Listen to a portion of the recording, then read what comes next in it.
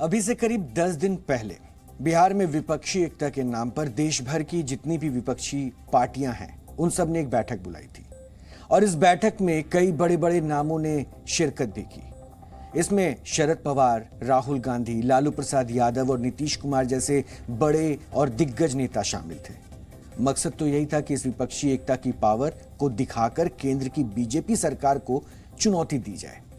लेकिन इससे पहले कि पार्टियों में एकता की शहनाइयां बजती, विपक्षी एकता वाले गुट की एक महत्वपूर्ण पार्टी ही बिखर जाती है। महाराष्ट्र की महाविकास आघाड़ी का केंद्र रही नेशनलिस्ट कांग्रेस पार्टी यानी कि एनसीपी में दो फाड़ हो गई है। इसमें एक तरफ है शरद पवार और दूसरी तरफ है अजीत पवार। चाचा भतीजे की इस राजनीतिक लड़ाई में किसकी जीत होगी ये अभी कहना मुश्किल है, लेकिन रविवार को राजनीतिक तौर पर शरद पवार को सबसे बड़ा झटका लगा। जिस तरह का झटका वर्ष 2019 में बीजेपी को महाविकास आघाड़ी के नाम पर लगा था, वैसा ही शरद पवार को अजीत पवार ने दिया है। घटनाक्रम को आज बताते हैं आपको हुआ क्या। रविवार दोपहर को एनसीपी के वरिष्ठ नेता अजीत पवार अपने 8 विधायकों को लेकर राजभवन पहुंचते हैं और वहां उन्होंने डिप्टी सीएम पद की शपथ ले ली। डिप्टी सीएम बनने के बाद उन्होंने पहला काम ट्विटर प्रोफाइल में अपडेट करके किया। अजीत पवार के साथ छगन भुजबल, धनंजय मुंडे, अनिल पाटिल, दिलीप वलसे पाटिल, धर्मराव आत्राम, संजय बंसोड़े, अदिति तटकरे और हसन मुशरिफ थे। इन लोगों को भी लगे हाथ मंत्री पद की शपथ भी दिलवा दी गई। अगले वर्ष लोकसभा चुनाव भी होने और फिर उसके बाद महाराष्ट्र विधानसभा चुनाव भी है। बीजेपी शिवसेना सरकार में अजीत पवार के शामिल होने के बाद दावा यह किया जा रहा है कि सरकार को 40 एनसीपी विधायकों का समर्थन हासिल है और मुमकिन है कि अजीत पवार ने जिस आत्मविश्वास के साथ राजभवन में डिप्टी सीएम पद की शपथ ली है, उसी विश्वास के साथ ही उन्होंने दावा किया हो कि उनके साथ 40 विधायकों की शक्ति है। यही नहीं, अजीत पवार ने एनसीपी के नाम और उसके सिंबल पर भी अपना अधिकार जताया है। एनसीपी के अध्यक्ष शरद पवार इसको बगावत मानते हैं। महाराष्ट्र के डेवलपमेंट के लिए और देश और मजबूत होना चाहिए और आगे जाना चाहिए। जो कुछ आज थोड़े बहुत प्रॉब्लम होते हुए वो सॉल्व करने के लिए भी सबने एकजुट होके उसका मुकाबला करना चाहिए। इसी माध्यम से हमने सबने मिलके ये डिसीजन लिया है। पार्टी के नाते हमने ये डिसीजन लिया है और ये होते हुए पूरे विधायक हमारे साथ है, मेंबर ऑफ पार्लियामेंट हमारे साथ है, बाकी के पार्टी के वर्कर हमारे साथ है। इसीलिए आज मैंने डिप्टी चीफ मिनिस्टरशिप का ओथ ली। हमारे साथ सभी विधायक है और हमारे साथ सभी पार्टी के लीडर है। सभी का हमें आशीर्वाद है। ये बगावत है, लेकिन अजीत पवार की इस बगावत की भी 2 वजह बताई जा रही है। इन वजहों पर आपको भी ध्यान देना चाहिए। पहली वजह है शरद पवार का अध्यक्ष पद से इस्तीफा देना और फिर उसे वापस ले लेना। दरअसल इसी वर्ष 2 मई को शरद पवार ने पार्टी के अध्यक्ष पद से इस्तीफा दे दिया था और तब यह माना जा रहा था कि अजीत पवार के पास पार्टी की कमान आ सकती है। लेकिन कुछ पार्टी नेताओं और समर्थकों के दबाव के बाद शरद पवार ने इस्तीफा वापस ले लिया और इस बात से अजीत पवार नाराज नजर आए। इस दौरान एक खबर और आती है। खबर यह भी थी कि शरद पवार अपने बेटी सुप्रिया सूले के अध्यक्ष को बनाने की पूरी कोशिश में वो लगे हुए थे, यानी वो चाहते थे कि उनकी बेटी ही अध्यक्ष बने। और अजीत की बगावत की दूसरी वजह यहीं से आगे बढ़ती है। अजीत की बगावत की दूसरी वजह रही कार्यकारी अध्यक्ष ना बनाए जाना। संगठन स्तर पर शरद पवार ने एनसीपी के 25वें स्थापना दिवस पर 2 कार्यकारी अध्यक्ष बना दिए, जिसमें एक नाम था शरद पवार की बेटी सुप्रिया सूले और दूसरा नाम था प्रफुल्ल पटेल। और इन दोनों को कार्यकारी अध्यक्ष बनाने के साथ साथ इन्हें कई राज्यों का प्रभार भी दिया गया था। अजीत पवार इस फैसले से नाराज थे क्योंकि उन्हें पार्टी के पदों से अलग थलग कर दिया गया था और शरद पवार ने तब कहा था कि अजीत पवार विपक्ष के नेता के तौर पर बड़ी जिम्मेदारी निभा रहे हैं।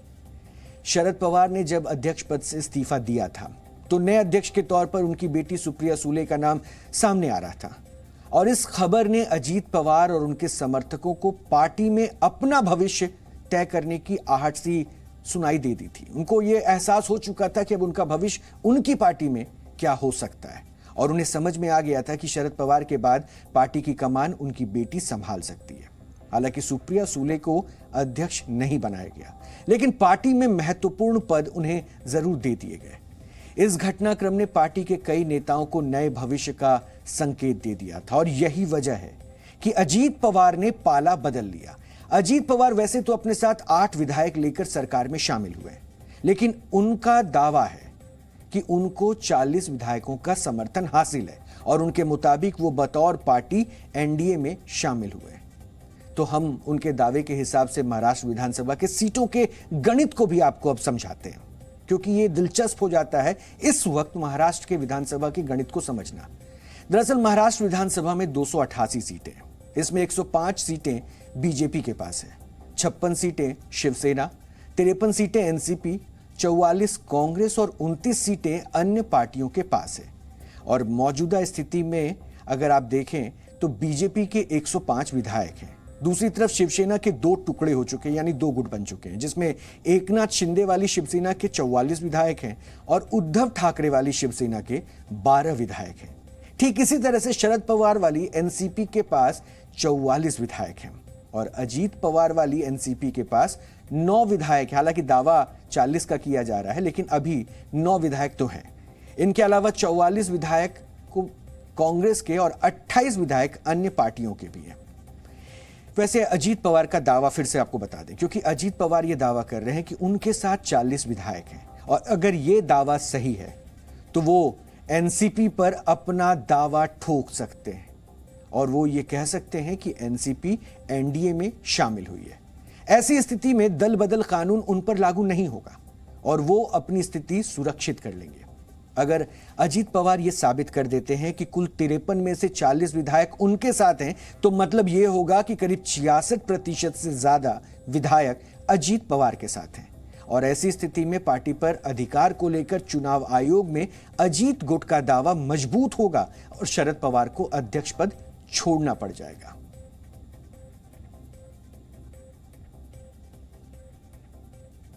हमारी उनको हाथ जोड़कर विनती है कि पार्टी के बहुसंख्यक आमदार और पार्टी के वरिष्ठ नेता और पार्टी के जन सामान्य कार्यकर्ताओं की इच्छा का वो आदर करे और जो भी कुछ अभी ये एक प्रकार से हमारे हिसाब से कोई बात नहीं है, मगर एक प्रकार से जो एक चित्र जो नजर आ रहा है ये समाप्त हो जाए और उनका आशीर्वाद हम पर, सब पर और पूरी पार्टी के ऊपर हमेशा बना रहे।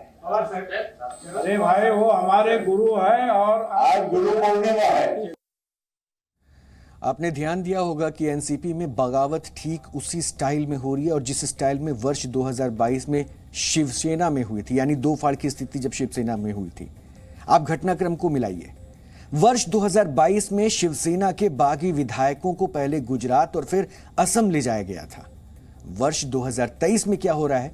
एनसीपी के बागी विधायकों ने किसी को कानो कान खबर नहीं होने दी और वो रविवार को अचानक राजभवन पहुंचते हैं और शपथ ले लेते हैं। वर्ष 2022 में शिवसेना के बागियों की कमान एकनाथ शिंदे के पास थी, जो पार्टी में सेकंड इन कमांड माने जाते हैं, यानी दूसरे स्थान पर उनको माना जाता था। और वर्ष 2023 में एनसीपी के बागियों की कमान अजीत पवार के पास है, जो शरद पवार के बाद पार्टी के दूसरे बड़े नेता और विपक्ष के नेता थे। वर्ष 2022 में फिर क्या हुआ था? 2022 में शिवसेना में हुई बगावत के समय शिवसेना में बाप बेटे यानी उद्धव और आदित्य ठाकरे ही रह गए थे और वर्ष 2023 में एनसीपी में हुई बगावत के समय बाप और बेटी यानी कि शरद पवार और सुप्रिया सूले ही रह गए। वर्ष 2022 में शिवसेना की बगावत के समय उद्धव ठाकरे के साथ केवल संजय राउत रह गए थे और वर्ष 2023 में एनसीपी की बगावत की जो पूरी घटनाक्रम हमने आपको बताई, उस समय शरद पवार के साथ अब केवल जयंत पाटिल ही नजर आ रहे हैं। वर्ष 2022 में आपने गौर किया होगा कि शिवसेना की बगावत में उद्धव ठाकरे ने शिवसेना का नाम और सिंबल उनसे छीन गया था, उद्धव ठाकरे से। और वर्ष 2023 में एनसीपी की इस बगावत में भी यही स्थिति कमोबेश नजर आ रही है और दावा अजीत पवार ये ठोक सकते हैं कि एनसीपी दरअसल उनके साथ है, यानी एनसीपी में जितने भी उनके सहयोगी हैं वो उनके साथ है, इसलिए पार्टी पर उनका अधिकार है। अजीत पवार की बगावत शरद पवार के लिए बड़ा झटका है। शरद पवार को बिल्कुल भी अंदाजा नहीं होगा कि जिस तरह की गणित के वो मास्टर हैं, उन्हें उन्हीं की चालों में गिराने की कोशिश की गई और जिस तरीके की राजनीति वो खेला करते हैं, उसी तरह की राजनीति से उन्हीं की पार्टी को शिकस्त दी गई। वर्ष 2019 में विधानसभा चुनाव के नतीजे ऐसे थे जिसे राजनीतिक जोड़तोड़ शुरू हो गई। आपको वो घटनाक्रम याद होगा कि 2019 के इस चुनाव में बीजेपी और शिवसेना ने एक साथ मिलकर चुनाव लड़ा था और विधानसभा चुनाव में जनता ने इस गठबंधन को बहुमत भी दिया था, लेकिन मुख्यमंत्री पद को लेकर शिवसेना और बीजेपी में उस वक्त ठन गई थी। शिवसेना ने मुख्यमंत्री पद के लिए उद्धव ठाकरे को उम्मीदवार बताया था और उन्होंने दावा किया था कि बीजेपी ने 2.5 वर्ष के फॉर्मूले पर मुख्यमंत्री बनाने का वायदा किया था, लेकिन दोनों पार्टियों के बीच सहमति नहीं बन पाई। इसके बाद राज्य में राष्ट्रपति शासन लगा दिया गया था। आपको वो घटनाक्रम अच्छे से याद होगा, लेकिन उसके बाद क्या हुआ? महाराष्ट्र में राजनीतिक बाजीगरी की क्रोनोलॉजी अब आपको समझने की जरूरत है। आपको याद होगा कि वर्ष 2019 में शरद पवार ने एक ऐसी राजनीतिक चाल चली थी कि एक झटके में बीजेपी महाराष्ट्र में धराशायी हो गई थी। उसके बाद शरद पवार की इस चाल का कोई जवाब उस वक्त नहीं ढूंढ पाया था। 24 अक्टूबर 2019 को चुनाव के नतीजे आते हैं। महाराष्ट्र में विधानसभा की 288 सीटों में से बीजेपी शिवसेना गठबंधन के पास 161 सीटें थी, यानी उनके पास बहुमत था। और यह स्थिति काफी थी कि महाराष्ट्र में बीजेपी और शिवसेना का जो पुराना दोस्ताना गठबंधन था, उनकी सरकार बनती। इसमें बीजेपी के पास 105 और शिवसेना के पास 56 सीटें थी। शिवसेना और बीजेपी में मुख्यमंत्री पद को लेकर तब सहमति नहीं बनी, तो 12 नवंबर 2019 को राष्ट्रपति शासन लगा दिया गया, जिसके बारे में भी थोड़ी देर पहले मैंने आपको बताया भी था। राज्य में राष्ट्रपति शासन लगने के बाद महाराष्ट्र में राजनीति के चाणक्य शरद पवार एक्शन मोड पे आते हैं। उन्होंने वो किया जो किसी ने उस वक्त सोचा तक नहीं था।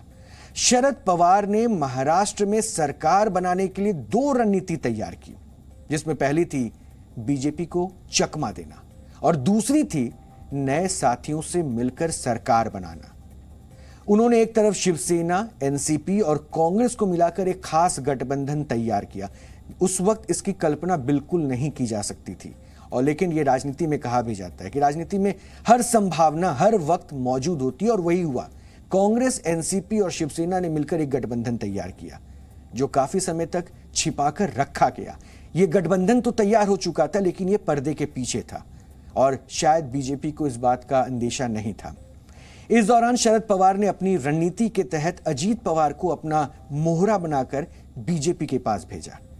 अजीत पवार ने एनसीपी बीजेपी गठबंधन सरकार बनाने का दांव खेला और इस दांव में बीजेपी उस समय बुरी तरह से फंस गई। इसके बाद 23 नवंबर 2019 को सुबह सुबह ही पहले राष्ट्रपति शासन हटा लिया गया और फिर देवेंद्र फडणवीस ने मुख्यमंत्री पद की शपथ ली और अजीत पवार ने डिप्टी सीएम पद की शपथ ले ली थी। और माना जा रहा था कि शरद पवार नहीं चाहते थे कि बीजेपी को शिवसेना, कांग्रेस और एनसीपी के गठबंधन की जरा सा भी जानकारी मिल पाए, उन्हें भनक तक ना हो। इसलिए उन्होंने अजीत पवार को बीजेपी को चकमा देने के लिए भेजा था। जब एक बार राष्ट्रपति शासन हट गया और सरकार बना ली गई, तो अजीत पवार ने शरद पवार की रणनीति के मुताबिक गठबंधन तोड़ दिया।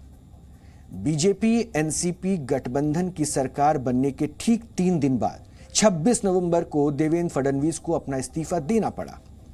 शरद पवार की राजनीतिक चाल समझने में बीजेपी ने बहुत देर कर दी थी। दरअसल जिस दौरान बीजेपी अपने सबसे पुराने सहयोगी शिवसेना को छोड़कर एनसीपी के साथ सरकार बना रही थी, उसी दौरान शिवसेना ने भी कांग्रेस और एनसीपी के साथ महाविकास अघाड़ी बनाने का फैसला ले लिया था। अजीत पवार के पीछे हटने के बाद बहुमत साबित करना अब बीजेपी के लिए मुश्किल हो चला था, इसलिए देवेंद्र फडणवीस ने उस वक्त इस्तीफा दे दिया था। फिर इसके बाद 28 नवंबर को उद्धव ठाकरे ने महाविकास अघाड़ी सरकार में मुख्यमंत्री पद की शपथ ले ली। शरद पवार ने एक ऐसी राजनीतिक चाल उस वक्त चली थी कि बीजेपी जनता के बीच जाकर यह भी नहीं कह सकती थी कि जनता ने बीजेपी शिवसेना गठबंधन को चुना था और शिवसेना ने विरोधी पार्टियों से मिलकर सरकार बना ली। मुश्किल यह थी कि बीजेपी खुद ही विरोधी पार्टी एनसीपी के साथ मिलकर 3 दिन की सरकार बना चुकी थी। अब की बार बीजेपी ने शरद पवार को उनके ही राजनीतिक तीर से घायल कर दिया। यानी जिस हथियार का इस्तेमाल उस वक्त शरद पवार ने बीजेपी को धकेलने के लिए, पीछे धकेलने के लिए किया था, उसी हथियार का इस्तेमाल इस बार बीजेपी ने शरद पवार को घेरने के लिए किया। 2022 में शिवसेना में दो फाड़ हुए तो बीजेपी और एकनाथ शिंदे वाली शिवसेना ने मिलकर सरकार बना ली थी। और जिस अजीत पवार को मोहरा बनाकर शरद पवार ने बीजेपी को 2019 में छला था, ठीक वैसे ही बीजेपी ने अजीत पवार को ही अपने साथ मिलाकर एनसीपी के दो फाड़ की स्थिति को सामने करवा दिया है। यानी शरद पवार को उनकी ही राजनीतिक रेसिपी का अब स्वाद चखाया गया है। जो 2047 तक आत्मनिर्भर भारत का संकल्प हमारे मोदी जी ने किया है, हमारी केंद्र सरकार ने किया है, उसको समर्थन मिल रहा है। एक प्रकार का समर्थन अगर कोई देता है तो उसके लिए हम लोग कैसे ना बोले, समर्थन मिला है। ये समर्थन महत्वपूर्ण है और ये देश के लिए, महाराष्ट्र के हित में है। तो इसलिए महाराष्ट्र का हित जहाँ, देश का हित जहाँ है वह हम काम कर रहे हैं। और हम तो किसी के घर गए नहीं, हमने किसी के पीठ में खंजीर खोपा नहीं, वो हमारे संस्कार नहीं है। शरद पवार साहब को जो भी करना है उनका अधिकार है, वो घूमे, जनता के पास जाए। हम भी जाएंगे, जनता के पास जा रहे हैं, हम भी जनता से बात कर रहे हैं। हम पूछ रहे हैं कि 2019 को कौन मुख्यमंत्री बनना चाहिए था, किसने षड्यंत्र किया हमारे साथ, कौन षड्यंत्र का भागीदार। तो जनता कहती है ना, जनता को जो प्रश्न पूछते तो जनता ही कहती है, जनता ही कहेगी। तो शरद पवार साहब का काम शरद पवार साहब करे, उनको उनकी पूरी छूट है। लेकिन जनता में हम भी जा रहे हैं, हम भी रोज जनता से बात कर रहे हैं। अभी तक के घटनाक्रम से आप इतना तो मान चुके होंगे या फिर इतना समझ भी चुके होंगे कि राजनीति में सब सही होता है और अपने अपने हिसाब से सब सही तरीके से आगे बढ़ाया भी जाता है। वैसे बीते 27 अप्रैल के घटनाक्रम का जिक्र अब करते हैं क्योंकि वो बात आपको एक बार फिर से हम याद कराना चाहते हैं। बीते 27 अप्रैल को शरद पवार ने अपने कार्यकर्ताओं के सामने एक बयान दिया था। उन्होंने उस वक्त कहा था 27 अप्रैल को कि वक्त रहते रोटी को तवे पर पलट देना चाहिए, नहीं तो वो जल जाती है। उनके इस बयान के बाद से महाराष्ट्र की सियासत में अच्छा खासा परिवर्तन हो चुका है, लेकिन राजनीतिक विश्लेषक अभी भी उनके बयान के मायने निकालने में व्यस्त हैं। इसलिए रविवार दोपहर जब उनके सगे भतीजे अजीत पवार बगावत करके महाराष्ट्र की फडणवीस शिंदे सरकार का हिस्सा बने तो ये अटकलें भी लगाई जाने लगी कि ये सब कुछ अचानक नहीं हुआ है और शरद पवार कहीं ना कहीं इस पूरे घटनाक्रम से वाकिफ थे। और रविवार को महाराष्ट्र की सियासत में जो कुछ भी हुआ शरद पवार पहले से ही जानते थे। महाराष्ट्र नवनिर्माण सेना के अध्यक्ष राज ठाकरे का भी यही कहना और उन्होंने कहा है कि अजीत पवार के अलावा छगन भुजबल और प्रफुल्ल पटेल जैसे नेताओं ने भी बगावत की है और ये दोनों ही नेता शरद पवार के बेहद करीबी और वफादार माने जाते हैं। ऐसे में उन्हें शक है, राज ठाकरे कह रहे हैं ये बात, कि उन्हें शक है कि ये सब शरद पवार की ही प्लानिंग का हिस्सा है। सबसे पहले आप राज ठाकरे को सुनिए, उसके बाद हम इस शक के पीछे की वजह को भी तलाशेंगे। काय आहे यातले तुम्ही एक गोष्ट लक्षात घ्या, आज पवारसाहेब किती काही म्हणत असले की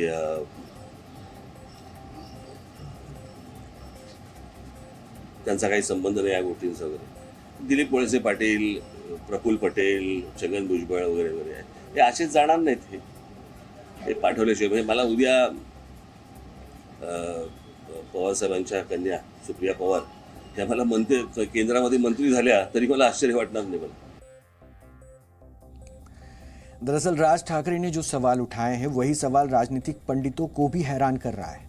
पहला सवाल जरा गौर कीजिए, यह है कि जिस प्रफुल्ल पटेल को शरद पवार की परछाई समझा जाता है, जिसको राजनीति की समझ है वो ये बात जानते हैं कि प्रफुल्ल पटेल को शरद पवार की राजनीतिक परछाई समझा जाता है और शरद पवार उन पर इतना भरोसा करते हैं कि जब एनसीपी के लिए कार्यकारी अध्यक्ष चुनने की बारी आई तो उन्होंने अजीत पवार को नहीं बल्कि प्रफुल्ल पटेल को ही तरजीह दी। इस बात को लेकर अजीत पवार काफी नाराज भी थे, लेकिन प्रफुल्ल पटेल ने बतौर एनसीपी अध्यक्ष न सिर्फ बागियों की बैठक में हिस्सा लिया बल्कि वो अजीत पवार के शपथ ग्रहण समारोह में भी शामिल हुए। ऐसे में इस बात की काफी हद तक संभावना है कि प्रफुल्ल पटेल की इस बारे में शरद पवार से कोई बात हुई हो और बात ना बनने पर उन्होंने ये कदम उठाया हो। सिर्फ इतना ही नहीं, कल एनसीपी के बागी विधायकों की जो बैठक बुलाई गई थी उसमें सुप्रिया सुले के मौजूद होने की भी खबर सामने आई थी। हालांकि मीडिया रिपोर्ट्स के अनुसार वो जल्द ही बैठक छोड़कर चली गई थी। यानी इस बैठक में क्या चल रहा था इसकी जानकारी सुप्रिया सूले को तो थी ही, शरद पवार को भी रही होगी।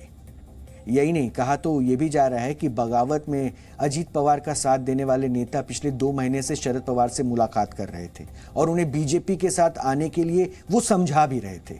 और इन नेताओं ने शरद पवार को बताया था कि पार्टी के ज्यादातर विधायक बीजेपी और शिवसेना की शिंदे सरकार के साथ जुड़ना चाहते हैं, लेकिन शरद पवार अड़े रहे और अंत में ये गुट उन्हें ही छोड़कर सरकार में शामिल हो गया।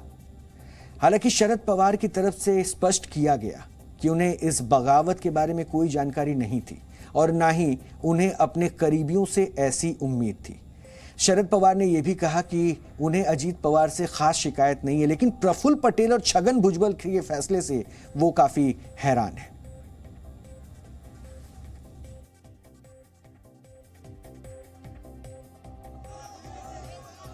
एकत्र काम केलेले मतभिन्नता असते, ही मतभिन्नता काय आहे ही जाणून घेण्याचा प्रयत्न एखाद्या सहकार्याने केला म्हणून त्याच्यावर त्यांचा संशय हा कधी मी व्यक्त करणार नाही।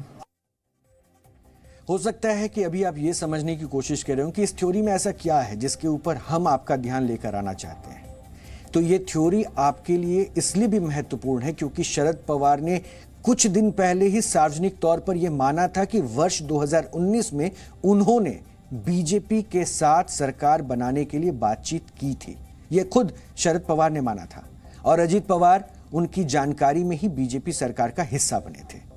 दरअसल महाराष्ट्र के डिप्टी सीएम देवेंद्र फडणवीस ने एक इंटरव्यू में कहा था कि महाराष्ट्र में सरकार बनाने के लिए 2019 में शरद पवार से बीजेपी की बातचीत हो गई थी, लेकिन अजीत पवार के साथ शपथ ग्रहण से 2 दिन पहले ही शरद पवार पीछे हट गए। ऐसे में अजीत पवार के सामने कोई और रास्ता नहीं बचा और उन्होंने बगावत का रास्ता चुन लिया। यानी शरद पवार ने ये तो मान लिया कि वर्ष 2019 में एनसीपी में जो बगावत हुई थी वो ना सिर्फ उनकी जानकारी में हुई थी बल्कि कहीं ना कहीं उसे उनका समर्थन भी प्राप्त था। यानी इस संभावना को तो सिरे से अब खारिज आप नहीं कर सकते। इसलिए यह थ्योरी बहुत जरूरी हो गई कि क्या शरद पवार इस बार भी सब कुछ जानते हैं। वैसे शरद पवार ने खुद ये माना कि वर्ष 2019 में अजीत पवार को डिप्टी सीएम बनाकर उन्होंने गूगली फेंकी थी और उनका मकसद था बीजेपी को क्लीन बोल्ड करना, जिसमें वो कामयाब भी हो गए।